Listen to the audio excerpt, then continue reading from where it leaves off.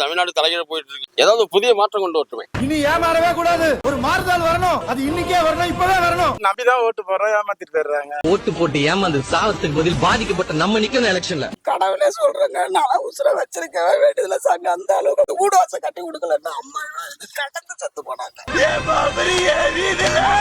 மாசமா இருக்கிறவங்கள அந்த ரோட்ல கொண்டு போனா அந்த புதர் போறதுக்குள்ள குழந்தை வந்துடும். என்ன கொடுமை சரவணது.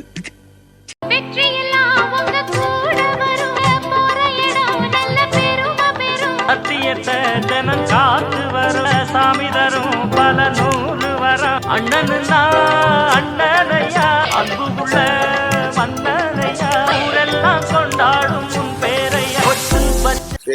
நிக்கிறேன்.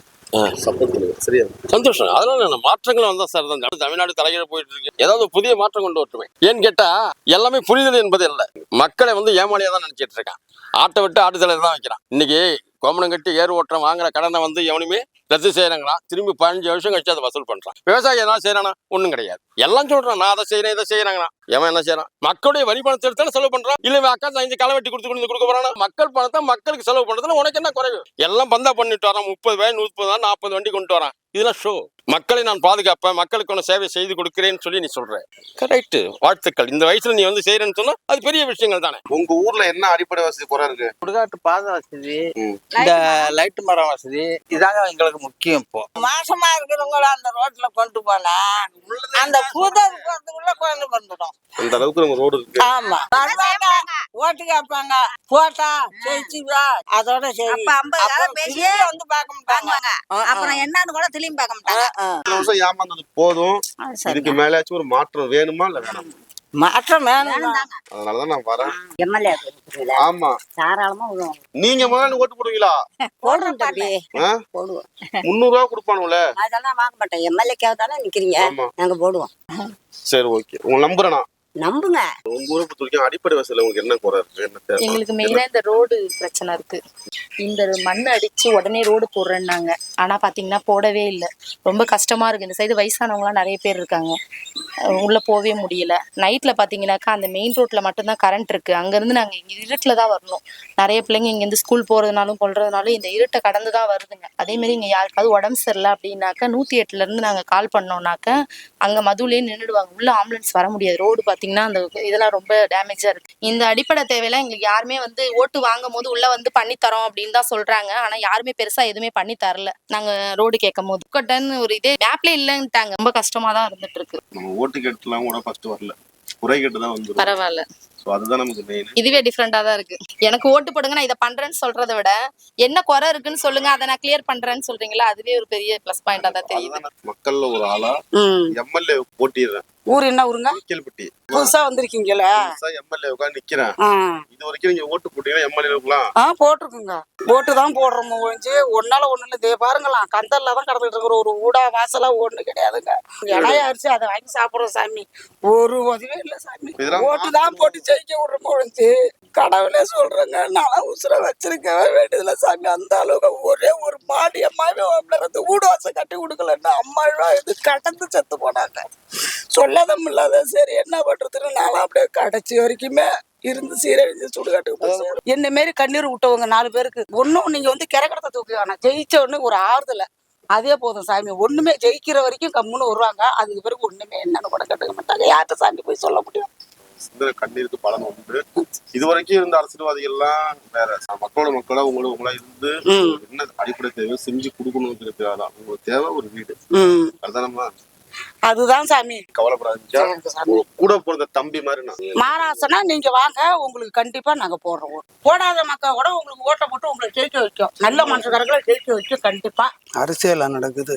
கொடுமை. நாட்டை மாற்ற முடியாட்டாலும் நம்ம தொகுதியாச்சும் நம்ம மாத்தணும். அதான் நான் இவ்வளவு கட்சிகளை எதிர்த்து வரேன். தனிச்சு வர்றதுனால உங்களோட சப்போர்ட் எனக்கு கிடைக்க முடியும். முழுக்க உண்டு. இதுல ஒரு வார்த்தை எழுதிட்டீங்க பாருங்க, விவசாயி நாட்டினுடைய முதுகெலும்பு. சரிங்களா? கண்டிப்பா, நிச்சயமா. நன்றிங்க. உங்களால முடிஞ்ச சப்போர்ட் பண்ணுங்க. செய்யறேங்க ஐயா. சுயேட்சையா தனிச்சு நிக்கிற நம்ம தொகுதியில எம்எல்ஏவுக்கு கண்டிப்பா ஒரு மாற்றம் வரணும். சரி, நான் அதனால சுயேட்சையா நிக்கிறேன். இந்த கட்சியெல்லாம் எதிர்த்து. சரியாயா? கண்டிப்பா போடுறீங்களா? கண்டிப்பா போடுறேங்க. விவசாய குடும்பம் அப்புறம் விவசாய ஓட்டுக்கு நம்ம ஓட்டு போடலாம். அப்புறம் என்ன ரொம்ப சந்தோஷம்.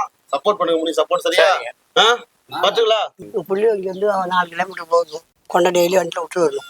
ஒரு வருஷமே இல்லை அந்த ஊரில். என்ன ஆசை பண்ணி வச்சுருக்காங்க. ஓட்டு வாங்குறாங்க தான்.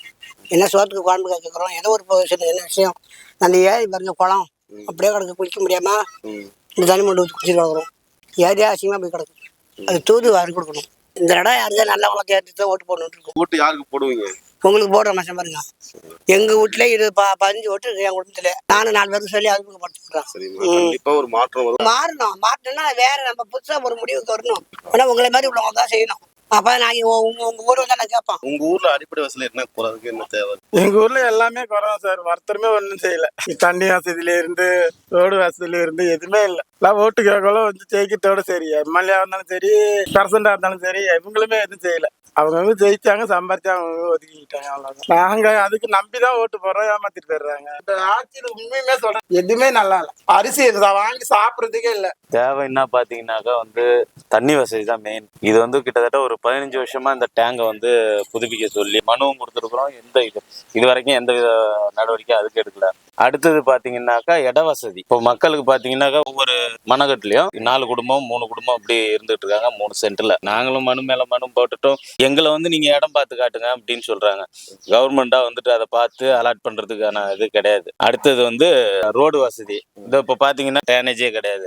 மழை பெஞ்சதுன்னா தண்ணி எல்லாரும் வீட்டுக்கும் உள்ள வரும். ஓட்டு கேட்கறப்பதான் வராங்க. ஜெயிச்ச பிற்பாடு தான் சுத்தமா வர மாட்டேங்கிறாங்களா.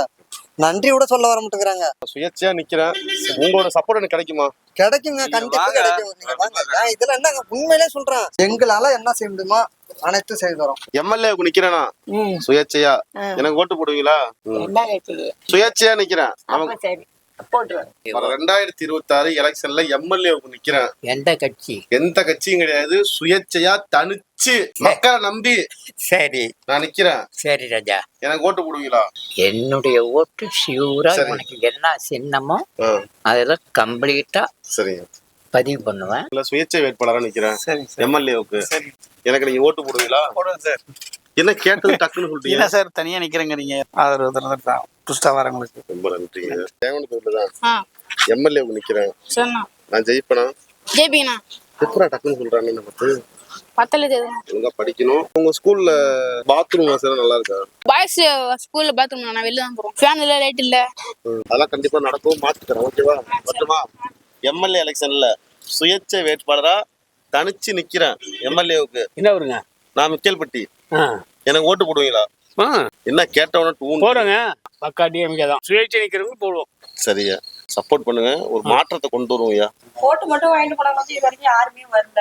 சரிக்கா, இதை இப்படியே கொண்டு போலாமா இல்ல ஒரு மாற்றம் வந்தா ஏத்துக்குவீங்களா? நான் சுயேட்சை எம்எல்ஏவா நிக்கிறேன்.